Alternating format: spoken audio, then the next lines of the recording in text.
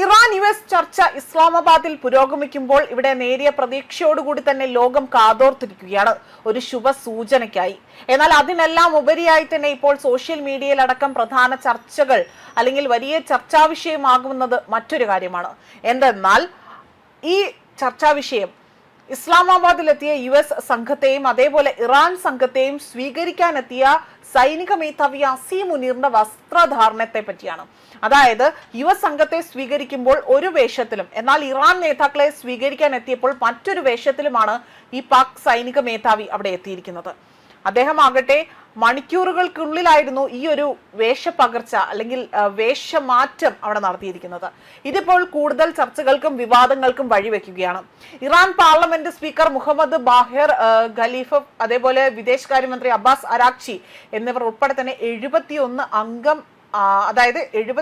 അംഗ ഇറാനിയൻ പ്രതിനിധികളെ സ്വീകരിക്കാൻ മുനീർ സൈനിക വേഷത്തിലാണ് എത്തിയത്. എന്നാൽ US വൈസ് പ്രസിഡന്റ് JD വാൻസിനെ സ്വീകരിക്കാൻ എത്തിയതാകട്ടെ സ്യൂട്ട് അണിഞ്ഞാണ്. ഇതിന് പിന്നിലെ ഉദ്ദേശം എന്താണ് എന്നതാണ് ഇപ്പോൾ വ്യക്തത വരാതെ തന്നെ എല്ലാവരും ചോദിക്കുന്ന ഒരു ചോദ്യം. അമേരിക്കക്കാർക്ക് ഒരു നയതന്ത്രജ്ഞൻ എന്ന നിലയിലും ഇറാനു മുന്നിൽ ഒരു പട്ടാളക്കാരനായും അദ്ദേഹം സ്വയം അവതരിപ്പിക്കാൻ ശ്രമിക്കുകയാണ് എന്നതാണ് ഒരു മുതിർന്ന സൈനിക ഉദ്യോഗസ്ഥൻ പ്രതികരിച്ചിരിക്കുന്നത്. ഒരു മുതിർന്ന സൈനിക ഉദ്യോഗസ്ഥന്റെ പെരുമാറ്റത്തിന് ഇത് യോജിച്ചതല്ല എന്നും ഇവിടെ പറയുന്നുണ്ട്. ഇറാനിയൻ പ്രതിനിധികളുമായി കൂടിക്കാഴ്ച നടത്തിയപ്പോൾ മുനീർ സൈനിക യൂണിഫോം തിരഞ്ഞെടുത്തത് ഒരു ബോധപൂർവമായ സന്ദേശം നൽകാനാണ് എന്നതാണ് പ്രതിരോധ വിദഗ്ധർ ഇവിടെ ചൂണ്ടിക്കാട്ടുന്നത്. ഇറാനും പാകിസ്ഥാനും തമ്മിൽ അടുത്തുണ്ടായ മിസൈൽ കൈമാറ്റങ്ങളും അതിർത്തി സംഘർഷങ്ങളും ഇവിടെ ചൂണ്ടിക്കാട്ടുന്നുണ്ട്. വെറുമൊരു സൈനിക യൂണിഫോം അല്ല മുനീർ ധരിച്ചത്, പകരം അവിടെ കോമ്പാക്ട് ഡ്രസ്സാണ് ധരിച്ചിരിക്കുന്നത്. അതായത് സൈനിക നടപടികളിൽ ഏർപ്പെടുമ്പോൾ ധരിക്കുന്ന വേഷമാണത്. ഇറാനെതിരെ താൻ ഒരു സൈനിക നേതാവായിട്ടാണ് അദ്ദേഹത്തെ അവിടെ കാണിക്കുന്നത്. കാണാനായി തന്നെ മുനീർ ഇഷ്ടപ്പെട്ടിരിക്കുന്നത്. മുനീറിന് രാഷ്ട്രീയ ലക്ഷ്യങ്ങളുണ്ട് എന്ന് വ്യക്തമാക്കുന്നതാണ് ഈ ഒരു സൂചനയെന്നും ഇവിടെ വ്യക്തമാവുന്നുണ്ട്. ഇതിന് പുറമെ തന്നെ അധികാരത്തിന്റെ കേന്ദ്രം താനാണ് എന്ന സന്ദേശം അസീം മുനീർ നൽകിയതായും രാഷ്ട്രീയ കേന്ദ്രങ്ങളിൽ വിലയിരുത്തപ്പെടുന്നുണ്ട്.